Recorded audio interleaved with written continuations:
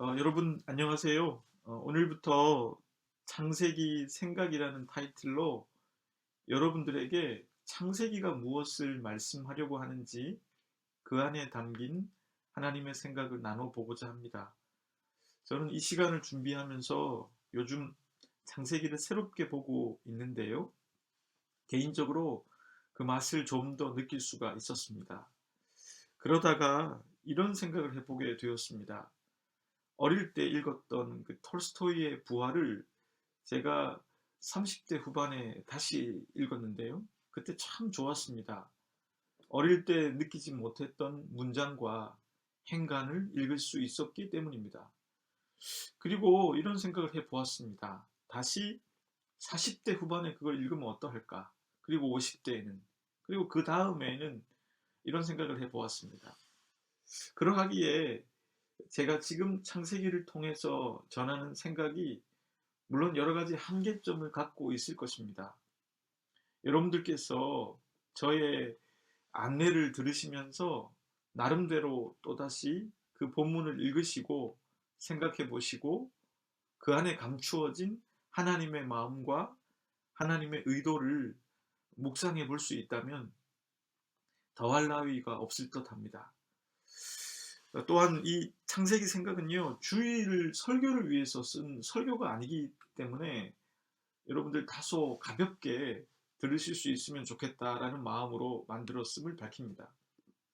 그래서 한 절 한 절을 강해식으로 풀지 않고요, 한 장씩 크게 핵심 주제와 또 중요한 부분들을 짚고 넘어가는 식으로 진행해 볼 계획입니다. 그래서 가급적이면 한 20분에서 한 25분 정도 매주 여러분들에게 찾아뵐 계획입니다.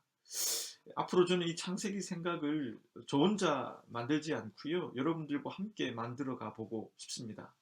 그래서 여러분들께서 창세기를 주중에 한 장씩 읽으시고 그 읽으신 본문에 대한 질문을 목요일 날까지 저에게 보내주시면 감사할 것 같습니다. 그러면 제가 그 다음 주에 회차를 준비하는 것에 반영하면 좋을 것 같아요. 이걸 저는 코너를 하나 정해보았는데 현문우답이다, 이렇게 코너를 정하면 좋을 것 같습니다. 다음 주에는 월요일부터 목요일까지 창세기 2장과 3장을 묵상해 보시고 2장은 제가 다음 주에 올려드릴 거고요. 3장에 대한 질문을 다음 주 목요일까지 저에게 개별 톡으로 보내주시면 제가 그 질문을 듣고 우리 선생님들이 무엇을 궁금해 하시는가에 대한 대답으로 이 창세기 생각을 꾸려가면 좋을 것 같다라는 생각이 듭니다. 한 가지 제가 양해를 드릴 것은요, 제가 지금 이걸 녹음하고 있는 곳이 제 방입니다. 자그마한 서재인데 제가 여기서 기도도 하고 말씀 연구하는 방인데 윤희가 언제 쳐들어올지 모릅니다. 그리고 언제 우리 본이가 윤희가 싸울지 모르고요. 또 설거지 소리라든지 여러 가지 소리가 날지 모르는데 여러분 양해해 주시면 좋겠고, 그저 효과음이다 이렇게 이해해 주시면 고맙겠습니다. 오늘 창세기에 들어가면서 두 가지의 사전 지식을 우리가 좀 알면 좋겠는데요. 첫째로 창세기라고 하는 이름에 관한 문제인데요. 이 창세기가 히브리어로 게네시스라고 하는 이름을 붙이거든요. 여러분 자동차 회사의 이름 떠올리실 거예요. 그 한국의 대표적 자동차 회사의 브랜드 있잖아요. 근데 그 이름이 바로 여기서 왔어요. 같은 뜻이에요. 게네시스라고 하는 말이 히브리어로 시작, 기원, 근원을 갖고 있는 의미거든요. 그러니까 오늘날에도 이걸 한국말로 번역할 때 창세기라고 번역을 한 거는 상당히 잘 의미를 살린 거죠. 두 번째는 이제 이 창세기를 큰 덩어리로 나누면 두 덩어리로 나눌 수가 있습니다. 1장부터 11장까지는요, 창세기에 있어서 천지의 창조, 인간과 인간을 포함한 그 다른 모든 피조물들을 그 근원을 다루고 있는 것이죠. 근데 이제 12장부터 50장까지는요, 이스라엘 공동체와 그 이스라엘 공동체가 어떻게 성립되고 전개되는지를 다루고 있습니다. 오늘날 신학계에서 이런 논쟁이 좀 있었습니다. 예수께서 과연 교회를 만들었는가? 그때 질문이 참 오늘날 우리가 생각하는 교회를 만들었는가 이런 것이죠. 근데 이제 사실은 대표적으로 우리 100세 인생 살아가시는 김영석 교수님은요, 복음서의 그 어디에도 예수님께서 교회를 만들라고 하신 적이 없다라고 말씀하시죠. 근데 이제 그건 이제 교회를 오늘날 너무 제도나 조직으로 보기 때문에 그런데 게르하르트 로핑크라고 하는 이 신학자가 그의 책인 예수는 어떤 공동체를 원했나라는 책에서 다음과 같이 지적합니다. 제가 인용해 보겠습니다. 예수는 애당초 교회를 세울 수도 없었으니 오래전부터 교회가 사실인즉 하나님의 백성 이스라엘이었기 때문입니다. 그러니까 많은 신학자들도 이 부분에 동의한다는 것이죠. 교회는 바로 이스라엘 공동체 그 자체였던 거예요. 그러니까 우리가 앞으로 창세기를 읽어 나가면서 하나님은 창조주이심을 깨달았으면 좋겠고, 하나님이 구원이시구나 깨달았으면 좋겠고, 그리고 그분이 그토록 사랑하시는 이스라엘 백성들과 이스라엘 공동체, 그게 바로 교회구나. 그러니까 우리 자신이 교회이고 우리들이 함께하고 있는 이 공동체가 바로 교회라고 생각해도 좋을 것 같습니다. 이왕 그 게르하르트 로핑크를 소개했으니까 그가 교회를 무엇이라고 소개하는지 잠시 들어봐도 좋을 것 같습니다. 오늘날 우리가 교회라고 부르는 것으로 말하면 예수에 의해 모여지고 예수의 죽음을 통해서 거룩해진 하나님의 백성의 삶을 살 각오가 되어 있는 그런 사람들의 공동체 말고 아무것도 아닙니다. 그러니까 그는 교회를 이렇게 정의하는 거예요. 예수의 이름 때문에 모이고 예수의 죽으심과 부활로 거룩해진 그 사람들이 척박한 상황 속에서도, 고난의 상황 속에서도 하나님의 백성으로 살아갈 각오를 한 사람들의 모임이라는 거예요. 여러분, 우리가 그 길을 걷는 사람들의 모인 이유도 이것 때문이잖아요. 우리가 비록 교회라고 아직 하지 않고 있지만 교회가 아닌 것은 아닌 것이죠. 우리가 이걸 교회라고 하지 않은 건 한국에서 교회가 너무 제도와 시스템으로 이렇게 건물로 정의되기 때문에 우리가 공동체라고 한 것인데요. 여러분, 우리가 그걸 잊지 않았으면 좋겠습니다. 자, 그럼 오늘은 창세기 1장을 통해서 세 가지의 매듭을 제가 한번 풀어가 보고자 하는데요. 첫째 매듭은 도대체 하나님은 누구인가 하는 매듭입니다. 두말할 것 없이 하나님은 본문 1장 1절에서 보는 대로 하나님은 창조주이십니다. 태초에 하나님이 천지를 창조하시니라. 그분이 바로 게네시스인 것이죠. 그분이 바로 천지의 시작이고 피조물의 시작이고 무엇보다 우리 인간의 근원이고 시작이라는 뜻입니다. 그러니까 하나님을 믿는다는 것은 종교의 영역이 될 수 없는 것입니다. 그분은 그냥 종교가 아니고 우리들의 삶 그 자체이고 우리의 삶의 본질입니다. 그리고 무엇보다 그분은 창조자이신데 그분이 빛과 선, 질서의 시작이라는 것입니다. 그분이 태초에 천지를 창조하시기 전의 모습을 다음과 같이 기록하고 있습니다. 땅이 혼돈하고 공허하며 흑암이 깊이 위에 있고, 결국 이 말씀의 의미는 창조 이전의 상태가 바로 무질서이고 어둠이었음을 밝히는 대목입니다. 결국 하나님은 창조주이신데 무엇보다 빛, 그리고 선, 그리고 질서를 창조하신 분이란 얘기죠. 그래서 그분은 악과 함께 있을 수 없는 분이십니다. 그분은 어둠과 함께 할 수 없는 분이십니다. 그분은 무질서와 함께 할 수 없는 분이시죠. 그래서 다윗은 시편 5편 4절에서 다음과 같이 노래했습니다. 주는 죄악을 기뻐하는 신이 아니시니 악이 주와 함께 머물지 못하며. 하나님의 창조가 있기에 우리들은 어둠과 악, 그리고 무질서를 인식할 수 있게 된 것입니다. 제가 존경하는 한 목사님께서 우리나라가 어려웠던 시절에 사람들이 국적기를 타고 내리면서 비행기에서 잠시 빌려준 담요를 가져가 버리는 것에 대해서 지적한 적이 있습니다. 사람들이 그것이 잘못인 줄 몰랐습니다.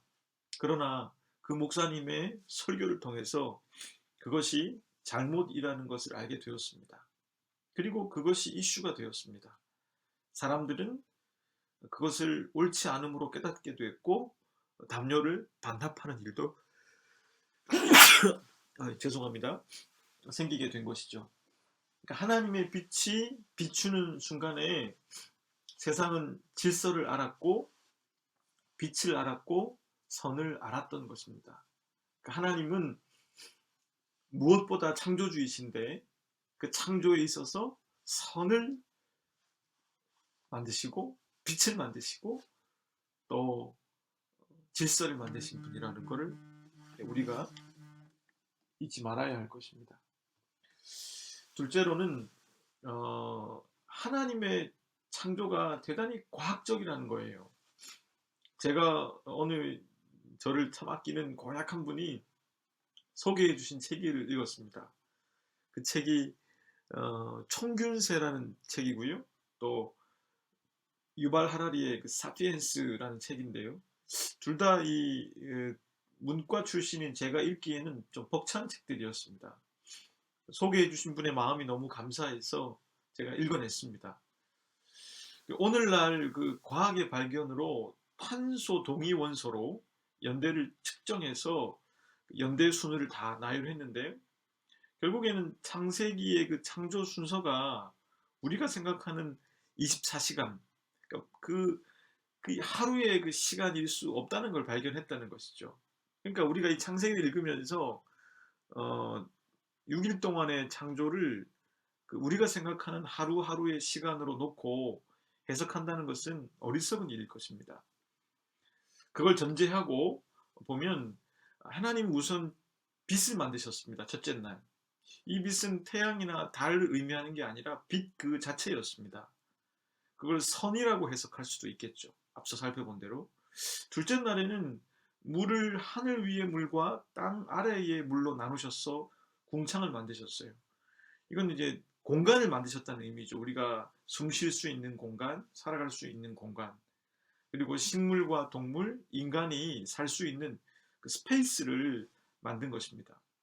셋째 날에는요, 그 땅 쪽에 있는 물을요, 한 군데로 돼 있었던 물을 전체가 물이었던 거죠. 그거를 한 군데로 이제 모으신 것입니다.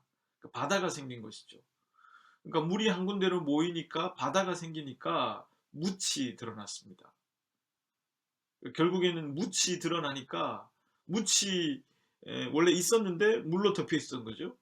그러니까 그게 묻이 드러나게 되니까 거기에 이제 식물이 자라게 되는 것이죠. 넷째 날에는 해와 달을 만드셨습니다. 그래서 이제 식물이 탄소 동화 작용을 하기 위해서 필요한 걸 만드신 거죠. 다섯째 날에는 동물을 만드셨어요. 동물은 식물이 있어야 존재할 수 있기 때문에 먹이 사슬이 생성된 것이고요. 여섯째 날에는 비로소 인간을 만드셨습니다. 그러니까 생각해 보면 인간이 생존하는데 필요한 모든 것들을 사전에 준비된 상태에서 인간을 창조하신 것입니다. 물, 또 묻, 육지, 식물, 동물, 공간, 공기 이런 것들이 다 갖추어진 상태에서 하나님께서 천지를 창조하신 뒤에 인간을 창조하셨다는 것이죠. 저는 이 창세기의 이 창조의 순서를 읽을 때마다 하나님이 얼마나 논리적인 분인가, 또 하나님이 얼마나 과학적인 분인가를 발견하지 않을 수가 없습니다. 이렇게 지나친 생각일까요? 셋째로 인간의 본질이 무엇인지를 알 수 있습니다. 창세기 1장을 통해서. 창세기 1장 27절은 다음과 같이 말합니다. 하나님이 자기 형상 곧 하나님의 형상대로 사람을 창조하시되 남자와 여자를 창조하시고, 여러분 여기서 자기 형상으로 번역된 히브리어 단어는요, 예전에는 이 형상이란 단어를 이미지 혹은 뭐 마음, 인격 이렇게 번역을 하곤 했습니다. 근데 그것도 좀 다 불충분하다는 생각을 하게 됐었어요. 최근에 와서 이제 히브리어들을 연구하다 보니까 이 단어가 특사라는 의미라는 걸 밝혀내게 됐어요. 그러니까 하나님께서 인간에게 당신의 특사가 될 자격을 주셨다는 거예요. 전권을 받아서 대신 가는 그 존재 말입니다. 특사. 허나 이 특사는 결정권은 없습니다. 하지만 그를 보낸 분이 그 특사를 믿는 믿음이 있습니다. 우리가 인간으로 산다는 것은 결국 하나님이 하신 일을 우리도 하도록 하기 위해서입니다. 우리도 그분의 특사가 되어서 악을 선으로, 어둠을 빛으로, 무질서를 질서로 바꾸는 사람이 된다는 뜻입니다. 그것은 우리가 하나님을 믿고 하나님을 붙잡을 때 우리가 하나님의 특사가 될 수 있다는 것이죠. 하나님이 우리를 얼마나 믿고 있는지, 얼마나 기대하고 있는지를 믿는다면 우리 역시도 하나님 하신 그 일을 해낼 수 있다는 것이죠. 제가 성경을 읽으면서 참 감동을 받은 구절이 있는데 창세기 5장 3절입니다. 아담은 130세에 자기의 모양, 곧 자기의 형상과 같은 아들을 낳아 이름을 셋이라 하였고, 여러분 셋은요 가인과 아벨의 이후에 주신 아들이거든요. 그러니까 가인과 아벨의 그 죄 이후에 인간이 막 타락했는데 그 가계도가 아니고 새로 주신 아들이 셋이었어요. 근데 그 아들을 낳으면서 자신의 형상과 같이 낳았다고 기록합니다. 그것은 하나님께서 그를 당신의 특사로 보내신 그 뜻이 셋을 통해서 이루어진다는 의미입니다. 결국 우리가 인간으로 살아가면서 가정을 이루고 자녀를 기른다는 것의 목적이 무엇인지도 알게 해주는 대목입니다. 하나님께서 내게 맡기신 그 일이 가정을 통해서 자녀들에게도 그대로 이어지기를 바라시는 것이죠. 그러하기에 인간으로 살아간다는 것은 늘 이런 목적이 살아 있을 때 희열을 느낄 수가 있을 것입니다. 사랑하는 우리 공동체 여러분, 오늘 하나님께서 우리들에게 주신 말씀을 창세기 1장을 정리해 보면 여러분들 은혜가 되실 것 같습니다. 결국 하나님은 인간의 시작이십니다. 천지 만물의 시작이시고, 그리고 무엇보다 선의 시작이시고 또 질서의 시작이신 분이십니다. 또한 하나님의 이 창조는 대단히 과학적이고 대단히 논리적이었다는 거. 하나님이 인간이 생존할 수 있는 그 조건을 미리 만드시고 인간을 위해서 그 모든 생존의 기반 속에서 인간을 만드셨다는 거. 그리고 인간의 본질은 하나님의 특사라고 하는 거. 그리고 우리를 통하여서 우리가 하나님의 현존, 하나님이 현재도 살아계시구나 라는 것을 깊이 믿을 때 우리 역시도 아담이 셋을 낳고 형상대로 낳았다고 말했듯이 우리 자녀에게 또 하나님의 특사됨이 이어갈 수 있을 거라는 것입니다.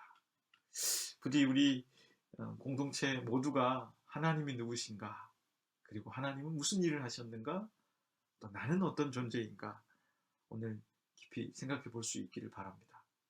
같이 한번 기도하겠습니다. 하나님, 당신의 말씀 앞에서 저희들은 더욱 겸손해집니다. 그리고 겸손해지다가 하나님과 당신의 말씀이 우리에게 있기에 감사와 감동을 느끼게 됩니다. 저희 공동체의 한 분 한 분이 말씀의 힘과 감격을 느낄 수 있도록 도와주십시오. 하나님은 창조주이심을 절감했습니다. 그리고 그 창조가 얼마나 논리적이고 과학적이었는지도 생각해 보았습니다. 그리고 부족한 저희들을 믿고 특사로 창조해 주셨기에 저희들이 그 특사의 역할을 해 나갈 수 있음에 감사드립니다. 저희들이 직장에서 일을 할 때, 가정에서 살아갈 때, 홀로 있을 때에도 당신의 특사임을 잊지 않고 하나님께서 저희들을 얼마나 믿으시기에 특사로 임명하셨는가를 다시 생각해 볼 수 있도록 도와 예수님의 이름으로 기도드립니다. 아멘.